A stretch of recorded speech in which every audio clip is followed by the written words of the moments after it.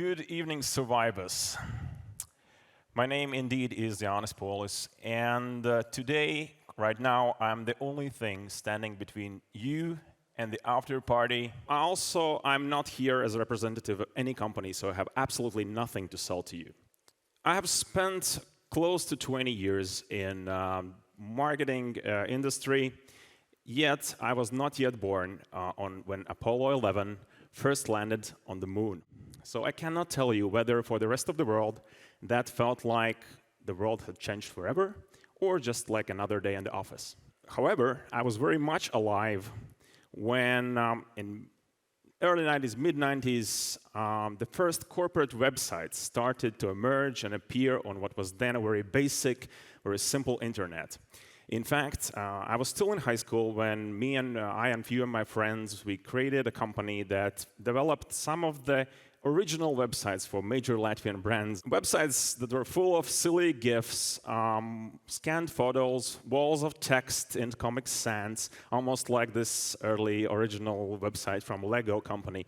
And did it feel like we were part of something that is going to impact the lives of the rest of the world in the coming years?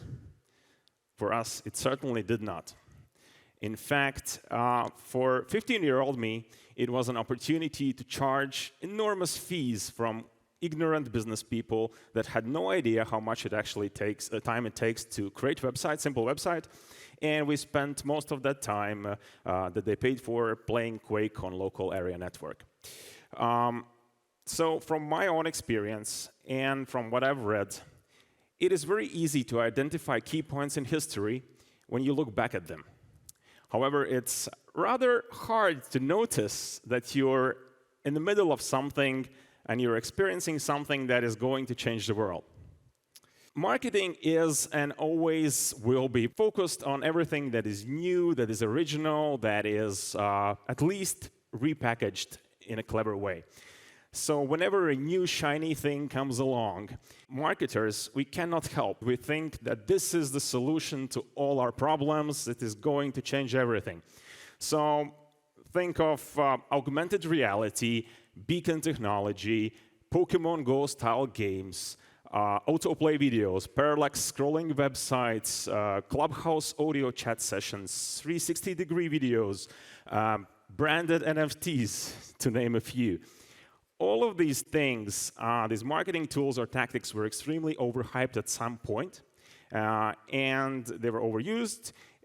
At the end, they ended up as useful tools, but they had limited scale and impact in the long run. So when I realized that AI is going to be this next new holy grail of marketing, among many other industries, I really wanted to figure out whether I need to get on this hype train and go choo-choo, or just to stay the hell out of it like I did out of Clubhouse, for example. And Mark Ritson, most well-known, most distinguished marketing professor, expert in the world, he thinks that AI, at least for now, is a distraction from marketing fundamentals, that we should all stop playing with ChatGPT, which he calls a fucking toy, and leave it alone and start doing some real work. On the other hand, Bill Gates recently called advances in AI a technological revolution that is on par with the invention of internet, mobile phones, and that is going to have an immediate effect on society. He is also echoed by CMO of MasterCard, and he calls AI a marketer's dream come true. So these are very strong words, and I read them and many other similar words, and then I had only one question. Is AI overhyped? I really needed an answer. So to truly understand if AI in marketing is just another hype bubble or a true revolution that is already changing our industry, I did what any reasonable human would do. I quit my cushy agency job. I spent the last 3 months figuring out what's really going on. So I tested a lot of tools, I wrote a lot of prompts, spoke with other marketers about their experiences, and today I want to share some of my conclusions. With this lengthy intro out of the way, I want to start with aligning on basics. So what is AI? So AI, or artificial intelligence, usually refers to development of computer systems or machines that can perform tasks that typically require human intelligence. These tasks can include learning, reasoning, problem solving, creating, understanding natural language, recognizing patterns, adapting to new situations. And you probably see movies where they're human-like robots taking over the world, or extremely smart computers. In reality, AI systems today are highly specialized and don't yet possess anything close to real human intelligence or consciousness. These tools that you see now every day, new tools, they have not appeared out of nothing. In fact, this is an overnight success that took about 70 years to create. And so I wanted to explore how these tools and what these tools offer to marketers, and also what disadvantages they use might create for you. So let's start with something that you mostly already have tried out. And that is the fact that AI-powered tools today, they are very good at understanding natural language. If you need a summary of any article, meeting notes or stuff like that, you can ask ChatGPT or Notion, and they will help you with it in a few seconds. Want to do initial competition research? The AI can even put it on slides, like combine Bing Chat with Microsoft Copilot, for example, and you will have slides with market research. Are you lacking ideas for blog posts or social media posts, or even need a full post written for you? It is also possible in just a few seconds. And anything that is text-based, AI is really good with. And big e-commerce companies should already be able to almost fully automate the tedious task of writing coherent, engaging descriptions for tens of thousands of SKUs, and then using that and then translating it to dozens of languages. I'd like to take this opportunity to also dispel the myth that Google hates AI content. It's actually not true. As you can see on the screen, Google doesn't care about how you create your content. What it cares about is whether the content is original, whether it's high quality, and not just a filler to somehow cheat the search results. However, I would still avoid using fully AI-generated long-form content, because it is very likely that somebody, sometime, will use the same prompts to create exactly the same content. When it comes to audio-visual content, unless you have spent the last 6 months under a rock somewhere, you have definitely seen some of the outputs of Midjourney's Stable Diffusion or DALL-E. And there are multiple unresolved legal and technical issues in commercial use of this imagery, but still there are also use cases that make immediate sense. Some of them are AI models for fashion e-commerce. So denim giant Levi's recently signed an agreement with La La Land AI Digital Studio to use their digital models to basically make them more diverse, because customers want to see models like them, apparently. So to create more skin tones, more body types, they're using digital models, and these are not real people. And you can give them any emotion, any pose, anything. And of course, they are way cheaper to use, so other brands are expected to follow them. These images, great use case for AI, because when you need a complex process to create images, this is an alternative option. These pictures have been created by a single prompt in Adobe Firefly. And I don't know if you would be able to tell that these are not real if I had not already told you that. Maybe you could, but in a few months, I don't think so.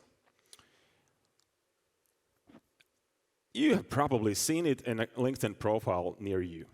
I'm talking about these AI-generated headshots where you upload a few of your pictures, take a few selfies, and the computer spits out images that are professional looking. You can use it for websites, you can use it for your LinkedIn profile, and it costs like $20, and you get dozens of images, different backgrounds, different clothing. And personally, I think that many of them are quite artificial looking. I don't like them too much, but I also realize that in this post-COVID remote team era, it is a great solution for those teams that cannot come together to one studio or to one place to have a corporate photo shoot. The capabilities of AI content generation, they go well beyond just static imagery. So text-to-audio tools such as 11 Labs can generate high-quality voiceovers or overdubs for your video. I stand before you not as an expert, but as a concerned citizen. One of the 400,000 people who marched in the streets of New York on Sunday and the billions of others around the world who want to solve our climate crisis.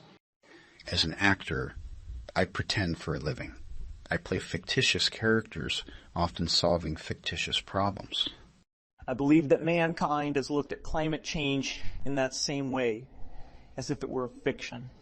As if pretending that climate change wasn't real would somehow make it go away. But I think we all know better than that now. You can even do this. What you are hearing right now was never recorded.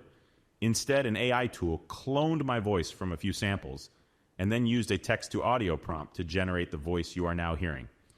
It's not yet a perfect match, as the technology is still very fresh, and I did not spend much time fine-tuning the result.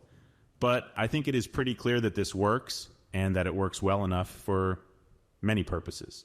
So text-to-video is a bit less ready for big stage, and it's currently more of proof of concept and opportunity for artistic exploration. However, the rapid advances from companies like Meta, Google, Adobe, NVIDIA, tools such as Runway that you're seeing right here, or DID, it just last few months, they leave little doubt that very soon we'll be able to generate high-quality video content of any kind and style by simply describing it to a computer in as little or as much detail as we desire. Also, you already can use tools like Pictory to automatically take your long-form content, webinars, discussions, presentations like this, and to create engaging short-form content automatically, or you can even create already fully artificial audio and video for talking head videos where there's no human involved. Of course, there are a few challenges. And the first of the challenges is that AI-generated content is basically Wild West right now. Many of these tools were trained on millions of images without any permission from authors and any compensation. Who actually owns the result? Is it the system? Is it the programmers? Is it the people, the person who wrote the prompt? So these are the questions that will definitely need to be answered in court cases around the world. But meanwhile, stock photo companies like iStock or Shutterstock are already teaming up with these developers to make sure that the new models are being trained on commercially sourced images, and the ownership issue is clearly defined in terms and conditions. Another thing to note is that with the current technology, it is a bit hard to maintain the level of consistency that brands might be used to when working with human designers. It's going to be resolved pretty soon, but right now, just remember that you're probably not going to be able to give the AI your brand book and make it follow it to the last pixel. And the last thing is potential data bias. So these systems need to be trained. And if you train it on data that is biased or incomplete, then the result will also include these biases, stereotypes, inaccuracies. And as more of your companies are starting to make their own models and training it on your own data, this problem will only get more important. Another great case for AI is data analysis and marketing automation. So essentially, you can use AI to analyze a large amount of data. You can segment and cluster audiences. You can also recognize patterns that most human analysts would miss. And the outputs then can be used to target advertising, to personalize offers, even set custom pricing for everyone. So for many companies, this is already something that you're doing. But however, I think that this ability for us to ask the computer, to ask your data, to interact with it, simple questions such as, why was my conversion rate higher yesterday than the day before?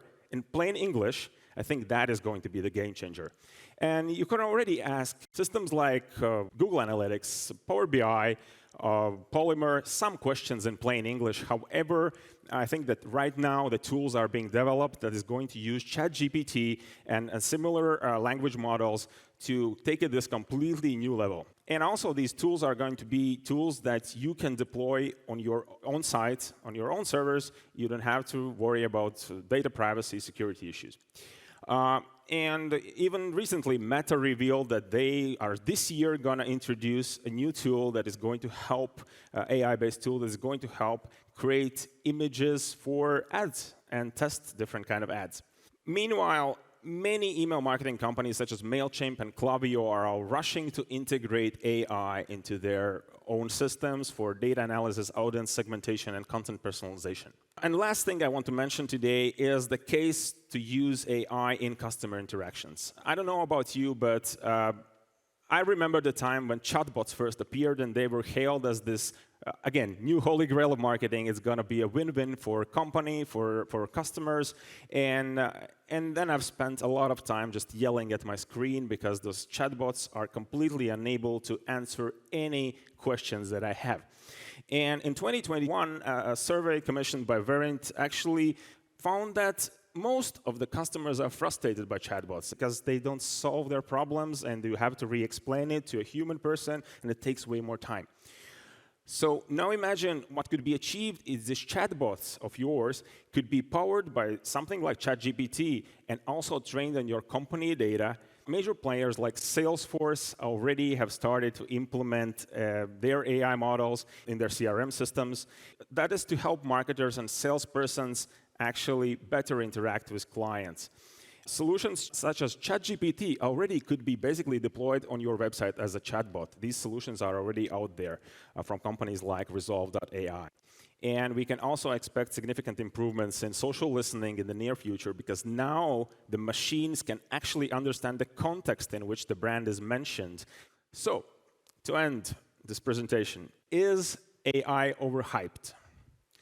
Are we going to meet in next year and AI will be forgotten, nobody will talk about it, and we're going to have a good laugh about how I told you all these things today? I don't think so. I believe that AI is here to stay, and we're going to find way more use cases for it. Does all of this mean that we will no longer use or need writers, we will no longer need designers, photographers, other creators? Should I create a pizzeria and leave the marketing to robots? Also, I don't think so. And I think that AI, at least for now, is just a tool that marketers and many others can use to work faster and more efficiently. A tool that can provide inspiration when you need it, and that can free up your time to let you do what you do best. However, I also think that you can certainly live without AI right now, but that at some point it's gonna put you at a disadvantage if you refuse to use this tool. I hope you learned something useful today. Thank you very much. This is the time for questions, if you have any. Maybe the funny one. So you said that everyone should learn some practical skills, so what will be yours? I would be completely useless. I believe that it's gonna have a very big impact on marketing as a whole, industry as a whole. We all will need to adapt to learn to use these tools. And these tools are something. So I created these slides like 3 days ago, and some things already have changed. So that the pace of advancement is so rapid that it is extremely hard to follow. And marketers, for somebody who is not spending all of their time doing that, it is going to be very challenging to figure out where we're going. But in general, I think that every marketer should pay attention to this, and that there will be many new, let's say, subdivisions of marketing emerging out of the AI revolution. All right, next question. Any tool can be used for bad and for good. And there are going to be plenty of bad actors using these tools for bad. I think the only solution is to fight the fire with fire. So only way we can distinguish, let's say, deep fake videos right now from originals are actually by using AI. So there will be different tools used to find out those scammers that are using AI. So somewhere in the background, there is eventually going to be, hopefully in the background, not in the forefront, some kind of war of AIs. But still, as I mentioned, this is nothing close to general human intelligence, so they're only going to be as smart as we can create them for now. So this is a question that I'm struggling to answer because it is not yet clear whether AI engines are just who are being trained on these millions of artworks, whether they're music or videos or pictures or paintings. Are they just recombining everything that they've seen, and basically every image that I've shown has a little bit of Mona Lisa in them? Or they are doing what every human artist is doing, it's just taking inspiration from those other artists. So I don't know. I have no idea. I would be less concerned about, from an artist perspective, I would be more concerned from, I don't know, as a member of the society, that the artists seeing this influx of AI-generated art, that they are going to say, fuck it, we're going to open a pizzeria. And and the problem is, as soon as you stop getting new artwork to train these robots on, then they're stuck. Or at least that's how I understand. So if there is no, if I already seen online that there are programmers or developers saying, okay, I'm not going to share my codes publicly on GitHub anymore because, well, AI is just taking it and using it, and nobody will need to hire me anymore. So I think there's different perspectives, and I don't have these answers, but these are things that I'm thinking about. So it means that AI could possibly lead us to a less connected world then? It might. It also it's an interesting point. Yeah, I don't know. I don't know. I'm just curious about how this is going to evolve, and I think you should be too.